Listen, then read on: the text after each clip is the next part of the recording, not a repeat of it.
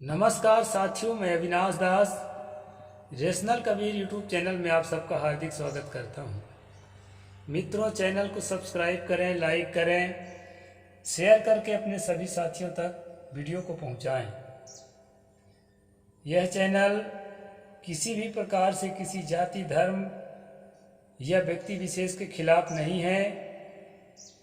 मैं दोस्तों केवल किताब पढ़कर के सुनाता हूं और कुछ बातों की समीक्षा भी मैं करता हूं, क्योंकि मैं एक जिंदा इंसान हूं। समीक्षा करना कोई बात नहीं है, और जिन लोगों को आहत पहुंचती है वो कृपया किताब के लेखक, प्रकाशक और उन भगवानों को आँच दिखाएं जिनके द्वारा ये किताब हम लोगों तक पहुंची है। तो कल या पिछला एपिसोड में मैंने आप लोगों को बताया था श्लोक नंबर 230 के माध्यम से कि जो महिलाएं हैं, बालक हैं, पागल हैं, रोगी हैं, वृद्ध हैं, इस प्रकार के लोग यदि जुआ खेलने के या शराब पीने के अपराध करें तो मनु का कहना है कि उनको बेंत से या बांस से पिटाई किया जाए, या सन के जो रस्सी से कोड़ा बनाया जाता है उससे पिटाई किया जाए, और तड़पा तड़पा के उन्हें मारा जाए, मर जाए तो फेंक दे। तो ये जो है प्राचीन काल में हिंदू राष्ट्र में इसी तरह से कठोर सजाएं चलती थी। दोस्तों, मैं सजाओं के खिलाफ नहीं हूँ, अपराध की सज़ा होनी चाहिए, लेकिन अपराध की जो है उसका जो स्तर है उसी स्तर से उसकी सज़ा निर्धारित होनी चाहिए, ऐसा मैं मानता हूँ। और ये सज़ा में थोड़ी अति लग रही है मुझे। ये नियुक्तास्तु कार्येषु हन्युः कार्याणि कारिणाम धनोस्राम पंचमानास्तास्त्री कार्ये नृपः। ये 231 नंबर है। इसमें कर्मचारी और अधिकारी जो करप्ट होते हैं, जो भ्रष्ट होते हैं, भ्रष्टाचार में लिप्त होते हैं, उसके लिए क्या सजा है ये मनु जी बता रहे हैं। कहते हैं दोस्तों, जो कर्मचारी कार्य में नियुक्त कर्मचारियों के कार्यों को धन के लालच में आकर घूस लेकर नष्ट करे, या किसी को बर्खास्त करे, या किसी को ट्रांसफ़र करे, सस्पेंड करे, या इस प्रकार के धमकी देकर उनसे पैसा वसूली करे, इस प्रकार के अधिकारी को राजा के लिए मनु ने निर्देश दिया है कि राजा उसको क्या करे, उसके सारी संपत्ति छीन करके, नौकरी छीन करके उसको भगा दे, ताकि वो जो है अपने कर्मों का फल भोगे। ये सजा लगभग ठीक है। करप्शन में जो सही में पकड़े जाते हैं, आजकल करप्शन का इल्ज़ाम भी बहुत लगता है दोस्तों। जो नेता कुछ भी नहीं किए होते हैं, दूध के धोए पवित्र होते हैं, ऐसे लोगों पर भी इस तरह के इल्ज़ाम लगते हैं। इसलिए सोच समझकर बहुत जांच पड़ताल के बाद ही सज़ा निर्धारित करना चाहिए, ऐसा मैं मानता हूँ। आप लोगों का इससे विपरीत मान्यता हो तो ज़रूर आप जो है कमेंट बॉक्स में अपना जवाब लिखें। आगे कहते हैं दोस्तों, कूट शासन कर्तृश्च प्रकृतीनां च दूष्कान् स्त्री बालक ब्राह्मणांश्च हन्यान् विनेष्टता। छल से शासन करने वाले, जो व्यक्ति छल से शासन करता है, यानी कि जैसे अभी देख रहे हैं कितना छल किया जाता है, कितना झांसा दिया जाता है, कितना जुमलेबाजी की जाती है कि इतने करोड़ नौकरी देंगे, शिक्षा व्यवस्था को हम बेहतर बनाएंगे, स्वास्थ्य व्यवस्था को हम बेहतर बनाएंगे, किसानों की आय दुगनी करेंगे, और ना जाने क्या क्या झांसा देते हैं, छल कपट की बात करते हैं। ऐसों के लिए मनु ने कहा कि उसको जो है जान से मार डालने की सजा दो। हालांकि ये भी अति है, इसका भी जांच होना चाहिए कि सचमुच वो व्यक्ति वैसा है भी कि नहीं, और अच्छी तरह से जांच हो करके अदालत के द्वारा उपयुक्त सजा निर्धारित करके उसको दंडित करना चाहिए, ऐसा मैं मानता हूँ। आप इससे भिन्न मानते हो तो आप अपनी मान्यता जरूर लिखें। प्रजा के बिगाड़ने वालों को भी मृत्यु की सजा देने को कहा गया है मनु के द्वारा। प्रजा को कैसे बिगाड़ते हैं दोस्तों? प्रजा को कोई नहीं बिगाड़ता, उनके मन को बिगाड़ता है। जाति के नाम से, धर्म के नाम से ध्रुवीकरण करने के चक्कर में, वोट की राजनीति करने वाले लोग पहले युद्ध के लिए अपना कुनबा बटोरने के चक्कर में, अपने सैनिक बढ़ाने के चक्कर में धर्म का झांसा देकर के, जाति का झांसा देकर के लोगों को अपनी ओर, अपने खेमे में खींचने का कोशिश पहले भी किया जाता था। आज वोट बैंक के लिए किया जाता है दोस्तों। उनके मन को बिगाड़ा जाता है। देखो, मुसलमानों से तुमको खतरा है, ईसाइयों से तुमको खतरा है, हम तुम्हारी रक्षा के लिए खड़े हैं, सब एक हो जाओ, बटेंगे तो कटेंगे, एक हो तो सेफ हो। इस तरह नारा दे दे करके दोस्तों ध्रुवीकरण किया जाता है। तो इनके लिए भी मनु ने कहा है प्रजा को बिगाड़ने वाले को मौत की सजा दी जाए। मैं इस कानून का भी समर्थक नहीं हूं दोस्तों। आदमी जो है उसके सजा, उसके अपराध को तौल ले, इसके बाद ही उसको अपराध के हिसाब से दंड निर्धारित करना चाहिए।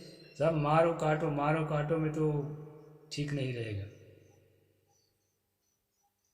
हो सकता है आने वाले समय में वो आदमी सुधर जाए, भूल ना करे, इसलिए इसको भी मौत की सजा ना दें, ऐसा मुझे लगता है। स्त्री, बालक और ब्राह्मणों को मारने वालों को, जो महिलाओं को मार गिराता है, जो बच्चों को मार गिराता है, ऐसे लोगों को भी मौत की सजा सुनाना चाहिए, ये मनु का कहना है।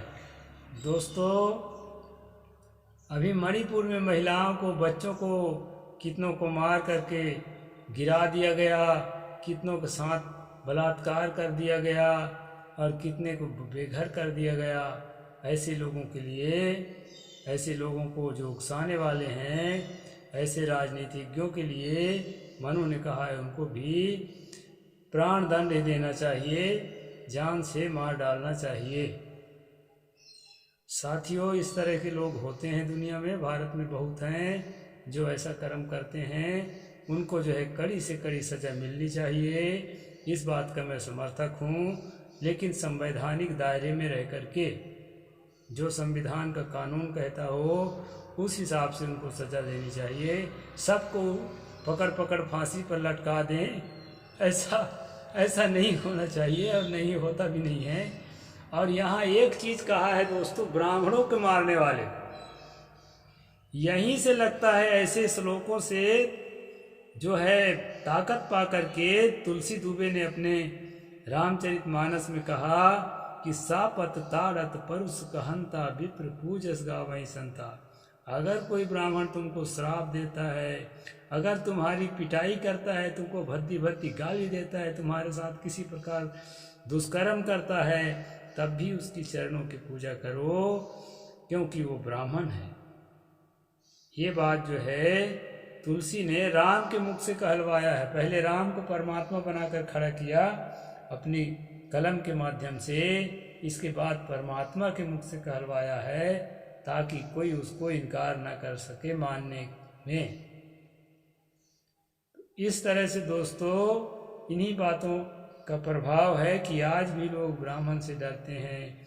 अभी आप लोग सोशल मीडिया में देखे होंगे कि एक साकेत बूढ़ा कुर्सी पर बैठा है, एक जवान द्विवेदी आता है और उसको जो है मेरे सामने कुर्सी पे बैठे होकर के उसको झगड़ा करता है, और वो आदमी कहता है कि तुम भाई बनकर मेरे बगल में बैठोगे तो तुमको सम्मान दूंगा, और तुम जाति घमंड को लेकर आओगे तुमको सम्मान नहीं दूंगा मैं। इस तरह से वो अड़ जाता है, तो आप वीडियो में देखे होंगे दोस्तों। तो मैं ये कह रहा था कि ब्राह्मण को मारने वाला, ब्राह्मण को अपमानित करने वाला, ब्राह्मण को प्रताड़ित करने वाला को मृत्यु की सजा जो है मनु ने लिखा है। अब दोस्तों मारने वालों की मृत्यु की सजा लिख भी दी है, तो एक बार हम कहते हैं चलो भाई मृत्यु के बदले मृत्यु, लेकिन केवल ब्राह्मणे के मारने से ये सजा लिखा है, ये बात समझ में नहीं आ रही है। दूसरे का प्राण भी प्राण है। अगर एक चमार को, एक भंगी को, एक तेली को, एक कलार को, जिसको आप मान रखे हो, ऐसे कोई ये होता नहीं है। सब इंसान केवल इंसान है।